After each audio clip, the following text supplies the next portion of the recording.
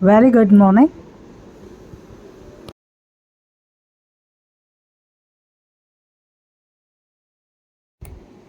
கடலுக்கு அடியில் தெளிவான நீல நிற நீர் இருந்த இடத்தில் ஏரியல் என்ற ஒரு சின்ன தேவதை வாழ்ந்து வந்தாள். ஏரியல் நீண்ட அலைபாயும் கூந்தலும் அலைகளின் பாடலை போன்ற அழகான குரலும் கொண்ட அன்பும் ஆர்வமும் நிறைந்த ஒரு தேவதையாக இருந்தாள்.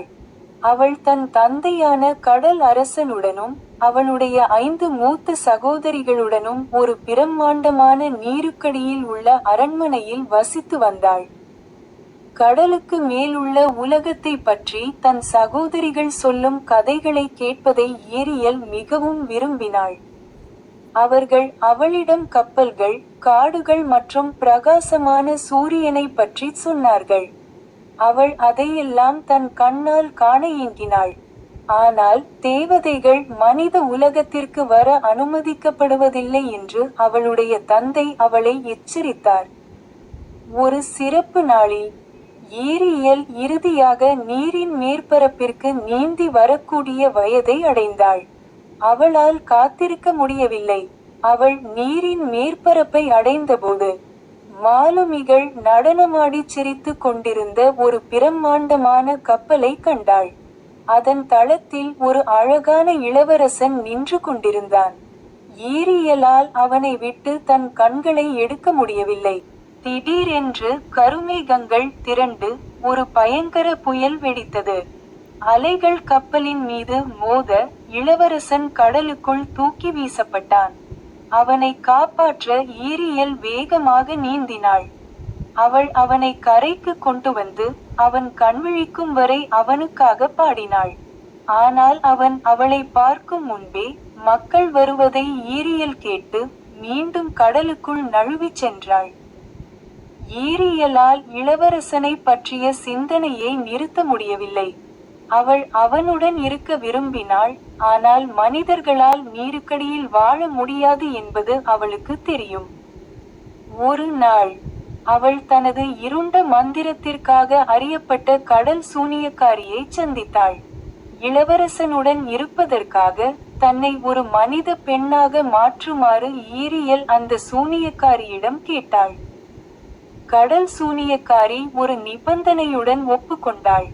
அவள் ஏரியலுக்கு கால்களை கொடுப்பாள், ஆனால் ஏரியல் தனது குரலை இழக்க வேண்டும். இளவரசன் அவள் மீது காதல் கொண்டு அவளை திருமணம் செய்யவில்லை என்றாள்.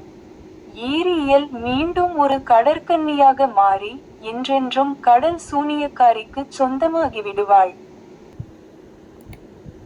அது ஒரு கடினமான தேர்வாக இருந்தாலும் ஏரியல் ஒப்புக்கொண்டாள். சூனியக்காரி தனது மந்திரத்தை செய்தாள். ஏரியல் நீரின் மேற்பரப்பிற்கு நீந்தி வந்தாள். அவள் கரையை அடைந்தபோது அவளுடைய வால் கால்களாக மாறியது. இளவரசன் அவளை கண்டுபிடித்து அவள் எழுந்து நிற்க உதவினான். அவளால் பேச முடியாவிட்டாலும் இளவரசர் அவள் மீது அன்பும் ஆர்வமும் கொண்டிருந்தார்.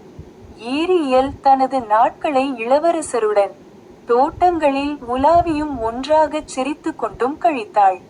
ஆனால் புயலின் போது ஏரியலின் முகத்தை பார்க்காததால் வேறு யாரோதான் தன்னை காப்பாற்றியதாக இளவரசன் நம்பினான்.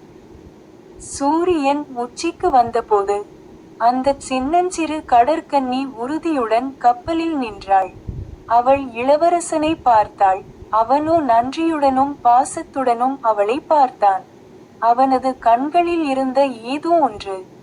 அவன் இப்போது அவளை உண்மையாகவே பார்த்துவிட்டான் என்பதை அவளுக்கு உணர்த்தியது. கடல் சூனியக்காரியின் மந்திரம் இனி அவள் மீது சக்தி வாய்ந்ததாக இல்லை, ஏனெனில் அவளது கருணையும் தைரியமும் அதை முறியடித்திருந்தன. அவளது குரல் முன்பை விட மிகவும் அழகாக திரும்பியது, மேலும் அவள் பாடிய பாடல் கப்பலை மகிழ்ச்சியால் நிரப்பியது. அவளது குரலை கேட்ட இளவரசன் தன்னை காப்பாற்றியது அவள்தான் என்பதை உணர்ந்தான். நான் உன்னை தேடிக்கொண்டிருந்தேன் என்று அவன் இதயம் ஒளிர கூச்சலிட்டான். நீதான் என் உண்மையான மீட்பர், என் உண்மையான காதல். பேரானந்தத்தில் அவர்கள் ஒருவரையொருவர் அணைத்து கொண்டனர். மேலும் முழு கடலுமே தன்னுடன் கொண்டாடுவது போல் அந்த சின்னஞ்சிறு கடற்கன்னி உணர்ந்தாள்.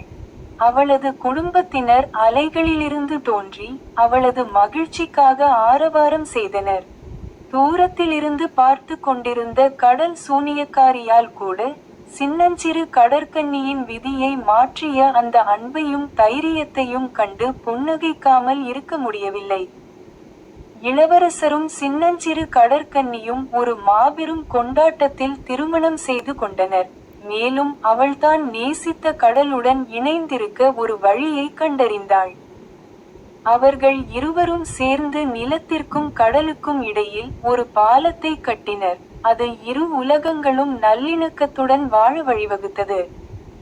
அன்றிலிருந்து சின்னஞ்சிறு கடற்கன்னி அன்பு, நட்பு மற்றும் இரு உலகங்களின் அழகு நிறைந்த ஒரு வாழ்க்கையை வாழ்ந்தாள். மேலும் அவள் கடலில் உள்ள தன் குடும்பத்தை பார்க்க நீந்தி திரும்பும் போதெல்லாம் அவளது இதயத்தைப் போலவே கடலும் மகிழ்ச்சியால் ஜொலித்தது. Thanks for watching. Like, share and subscribe for more videos.